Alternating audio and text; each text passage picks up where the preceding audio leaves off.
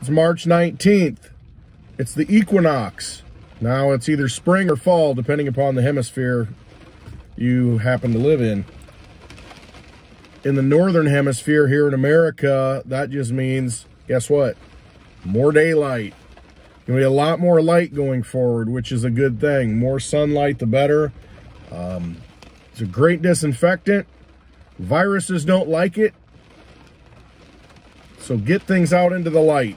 Get your body out into the sunlight. Start producing some vitamin D, that natural vitamin D. You can't beat it. It helps conquer a lot of things. So get doing that. Take advantage of it. Obviously today I can, if you can tell. It's raining. Got some severe weather possibly kicking off. Thunderstorms, wind, even maybe a possible tornado. Not likely, but the conditions, it could happen. But I'm looking forward to spring, looking forward to all that light. It's been a kind of a dark winter. I'm glad to be coming out of it. So spring is a good thing. Looking at the markets, still a lot of turmoil, a lot of fear. And I can understand why. If you've got your money locked up in a pension that's tied to the stock market, that's brutal watching that, especially when you can't get it out. If you can get it out, you take a penalty. So you're just getting knocked twice. It's just not good. And of course, they'll recover at some point, but man, it's brutal to go through. It's brutal to go through. The crypto market, you see, has dropped quite a bit. It's down considerably from where it was a month or so ago. Gold and silver are down, even though you can't get any. Can't get any silver. I mean, it is getting so scarce, difficult to find any. I don't know, supply shortage right now. And silver's necessary for a high-tech age. It's in every device. It's in the device that I'm talking in right now. Silver's a very necessary thing. So I guess the thing is, a little bit right now into the valuable assets like cryptocurrencies, Bitcoin, Litecoin, Digibyte, silver. Get a little bit of money into that now because it's really going to pay off on the other side. And that's just my, those are my two cents. Satoshis, Latoshis. So look at those things that are valuable and definitely get involved in those things, I think, because as we come out of this, I mean, the economy is going to need to be rebuilt.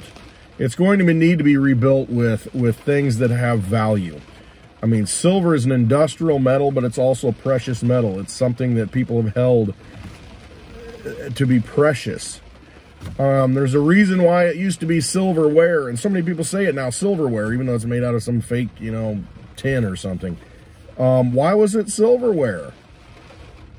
Silver has a lot of properties that kill bad things, and so, you know, silverware, if you look at that, there's a reason why it was silver, made out of silver. So it has a use. It's always had a use in medicine, a use in money, a use in industry. It's a great conductor of electricity, better than copper. I mean, it's always going to have a need. So to me, it serves a dual purpose. Well, it does, but to me, that's where it gets even more valuable than gold, because, you know, you have all these other industrial uses, but it's also precious.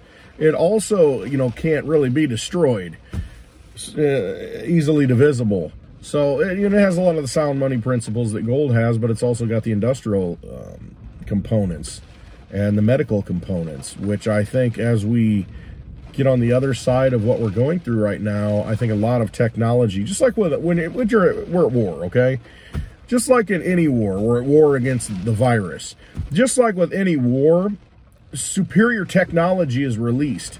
You know, you look at the photos, you know, back in World War II, and you know, the UFOs that the Germans created, but the technology like World War I and the planes, you know, that were created, you know, Wilbur and Orville Wright, you know, flying their plane at Kitty Hawk, and then you have World War I a few years later, and look at the aircraft that were created. I mean, just within a couple of decades. I mean, it's just amazing. And then you get to World War II, and it's just unbelievable in that short time frame of history what was unleashed as far as technology. And you'll see the same thing here. I think you'll see it with more high tech, though. You'll see it with more medical creations or releases. I think there's going to be a lot of innovation in the medical field to combat a lot of disease and viruses, just because we haven't really done a good job at it. Maybe using more ultraviolet light, more silver in you know, disinfecting things. So I think we're about to go high tech, because we'll be forced to, and it'll unleash the innovation of humanity. So yeah, it's a tough thing to live through. It really is. You know, it's a scary thing. A lot of people are going to lose a lot of jobs. Will those jobs come back? I don't know.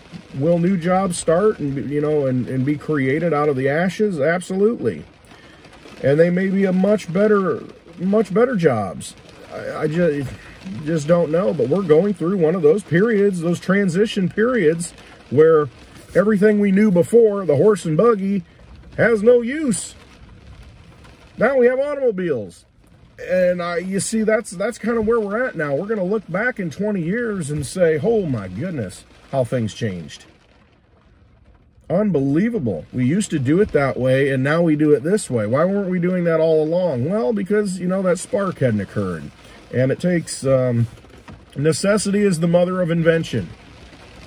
And this is going to create some necessary inventions.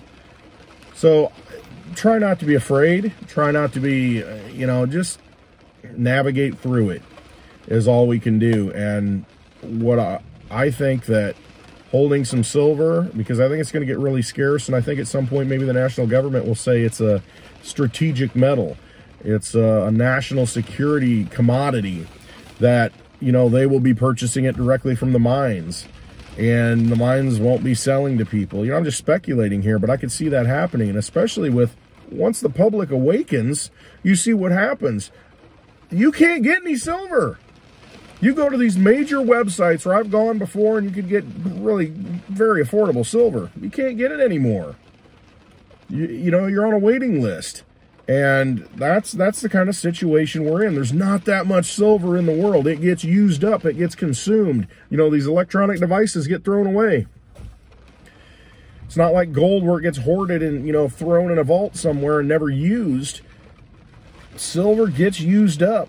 And then the mine production, it's like 10 to 1 roughly. I've heard 9 to 1, you know, but okay, so every ounce of gold that comes out of the ground, 10 ounces of silver come out of the ground.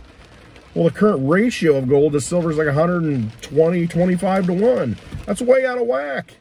So when the real demand kicks in and the realization of how much silver there really is, or how little there really is, I think you're going to see an explosion in the price. And I think you're really close, because right now the mint can't meet production. Mints around the world cannot produce enough to meet demand. And how long does that go before people realize, hey, I'll sell an ounce of silver for a Litecoin? You know what I mean? And I had that discussion with somebody the other day. It's like, you know, I'd consider selling an ounce of silver for one Litecoin at this point. You know, because the dollar price really doesn't matter. It's what value you hold in having that. If you can't get silver, what's the price? So, I mean, you start looking at things that way. What's the value of it, and what does it hold for you? So I think that's going to change. I think markets are all going to change on the other side of this latest war that we're really in, and economies will be reshaped, and it's going to be a different world when we're on the other side of it. And so I think positioning yourself in real assets, things that have real value that you can hold. I mean, you can hold that 401k statement, you know, that supposed stock certificate that you have. You know, you can see it on paper, but if you don't have it and you can't spend it and you can't, you know, transfer it at will any time of the day, you know, midnight on a Saturday, if you can't do that, then you don't own it. So get into things that you can own. If you can, plant a garden. You know, that's a valuable asset. You know, that's yours. That's your food. That's your sustenance. That's energy for you.